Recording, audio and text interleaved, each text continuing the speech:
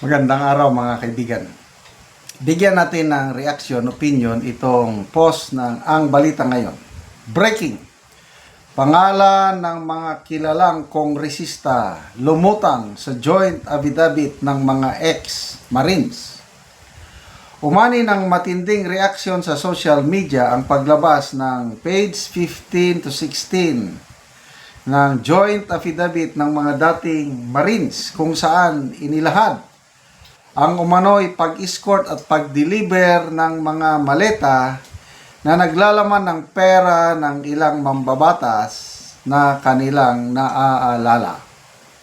Ayon sa dokumento, ang mga deliveries ay ginagawa umano sa iba't ibang lugar gaya ng House of Representatives, mga townhouse sa Forbes Park at maging sa mismong mga bahay ng ilang opisyal. Sa salaysay ng mga afeyan, nakilala raw nila ang mga tumatanggap dahil madalas nila itong makita sa telebisyon o kapag kasama si Saldico. Pahayag mula sa affidavit, nakasaad sa dokumento. Nautusan din kami na mag-escort at mag-deliver ng iba't ibang laki ng malita sa mga congressmen or congresswomen. Nag-deliver kami mismo sa bahay ng ilan sa House of Representatives at yung iba ay kinuha nila sa Unit 8 o Unit 9 ng Polo Club Townhouse, Forbes Park. Mga pangalan na binabanggit sa affidavit, batay sa dokumento, ito ang mga opisyal na isinama sa listahan ng affidavit ng mga Marines. Ito, 1, 2, 3, 4, 5, 6, 7, 8, 9, 10, 11, 12, 13, 14, 15, 16, 17, 18, 19, 20, 21, 22, 23, 24. Unahin ko lang muna, i-discuss ngayon. Quadcom. Yung bumirada kay Tatay Digong natin sa Quadcom. Kasama dyan Ace Barbers. Sino pa? Ace Barbers, Dan Fernandez, Joseph Paduano, tatlo. Kasama ba si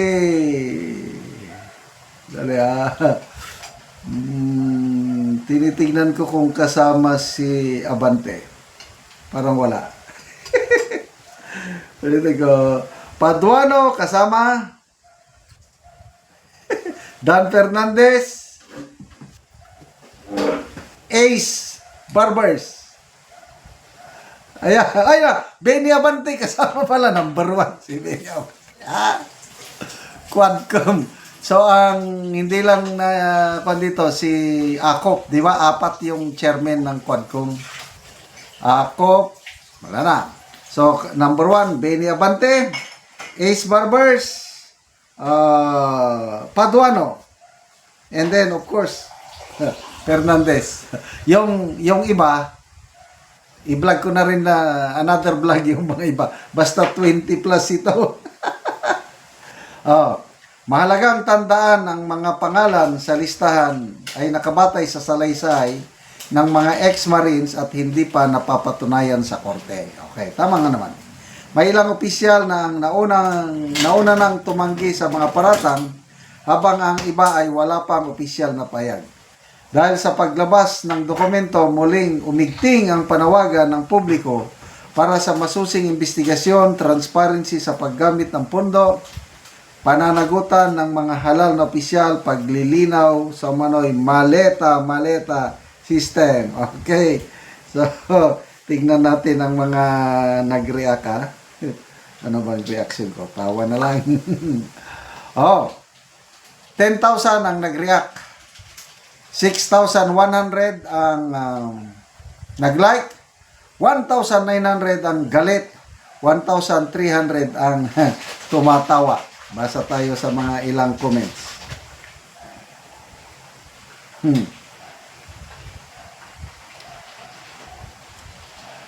Josepina Sales, walang hiya talaga. Why nada gobyerno ni BBM.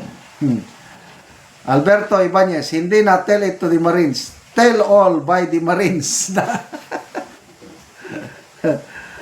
Kaya gusto ma-impeach si BP. Takot sila, sigurado daming makukulong. Correct? Yeah?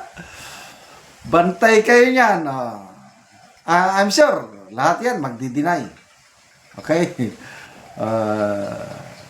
And then, baka ngayon, hindi sila mapapanagot. Humanda sila sa 2028. So, Quadcom, kumusta? Ano kayang, wala pa akong na-monitor na response nitong Quadcom chairman na napangalanan na Abante Barbers Paduano. So, ano yung panawagan? Makabayan Black pa lang nanawagan na kung pwede, buhayin ulit ang Quadcom at ang iimbestigahan si Bibi Sara. Paano? Nag-iisa na lang si Abante. Kaya parang mahina na ang Quadcom ngayon. Kaya lang, sayang-salang mga ilang, I think, 13 hearings, Quadcom last year. Wala rin nangyari, di ba? Okay lang sana yung imbestiga sila. Tapos, kinasuhan nila si Tatay Digong. At dito nililitis, mas maganda pa yun. Pasalamat pa tayo sa Quadcom. Kasi kung totohanan sana yung trabaho nila last year, imbestiga, kaso, then dito nakulong si Tatay Digong, mas okay kaysa yung nandun siya ngayon sa nililitis sa Banyaga sa Netherlands. So, may pag-asa pa ba ang bansa with this administration? Wala na. Survival na lang lahat tayo ngayon. Ang Marcos Jr., they're trying to survive hanggang 2028. Tayo naman, mga mamamayan, magtiis na lang tayo. Agwanta, kung sa Bisaya, mag-agwanta na lang. Hintayin natin na uupo ang isang may tapang at malasakit na presidente. Walang iba. President Inday Sara Duterte. Salamat mga kaibigan sa inyong pagsubaybay sa ating channel.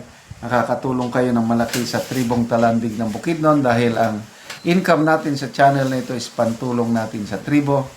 Namimigay tayo ng mga libreng yero at pako para makapagpatayo sila ng mas maayos na tirahan. Panoorin nyo ang video na ito. Mauna ni ang amakan nga itabang sa magbalay o yero lansang ako rinsin. Yan ang kanay sirkan kanaan na ko niyan. Oh.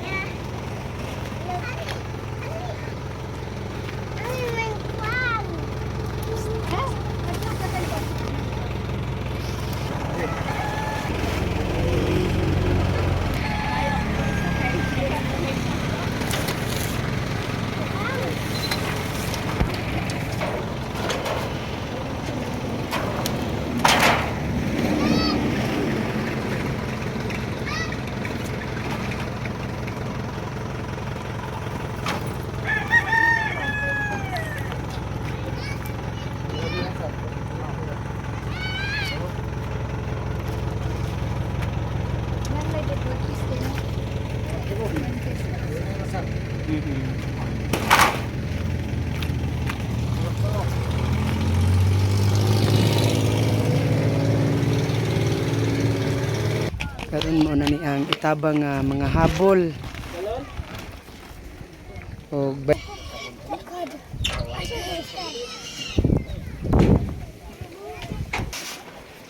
Kino man eh. Sila share nga. Imo eh. Pila nga niya.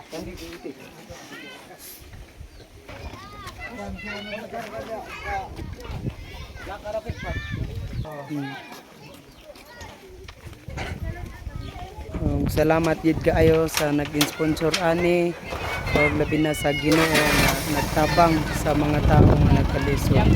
So muna ni ang mga yero nga itabang mga lansang